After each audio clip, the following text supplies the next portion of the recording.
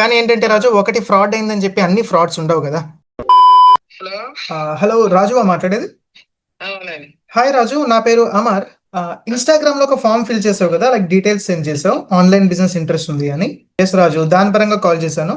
చెప్పండి. ఎస్ రాజు, కాస్త నీ గురించి చెప్పా. ప్రజెంట్ నువ్వేం చేస్తూ ఉంటావు, ఎక్కడ ఉంటావు? నేను ఏలూరు దగ్గరలో ఉంటాము. ఓకే. ప్రజెంట్ జాబ్ చేస్తున్నావు లేదా స్టూడెంటా? స్టూడెంట్. Okay, student. ఏం చదువుతున్నావు?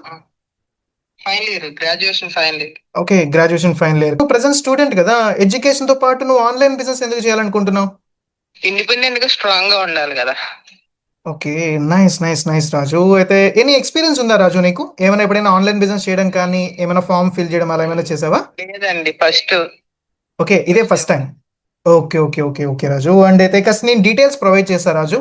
ఒక 2 minutes కాస్త క్లియర్గా విను. ఏమైనా డౌట్స్ ఉన్నాయంటే లాస్ట్లో నన్ను అడగచ్చు నువ్వు. ఓకేనా?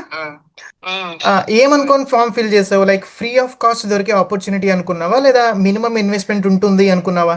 మినిమం ఇన్వెస్ట్మెంట్ మేబీ ఉండొచ్చు అనుకుంటున్నా. ఎస్ రాజు, పక్కా డెఫినెట్ గా ఉంటుంది. ఎందుకంటే రాజు, ఈ కాలంలో ఫ్రీగా ఏం దొరుకుద్ది చెప్పు? డిపాజిట్ అని అట్లాంటివి ఏమి ఉండవు కదా. నో నో నో, అలా ఏముండవు.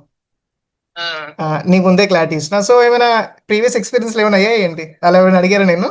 వాళ్ళు మినిమం ఇన్వెస్ట్మెంట్ 1500 పే చేయమన్నారు. ఓకే. తర్వాత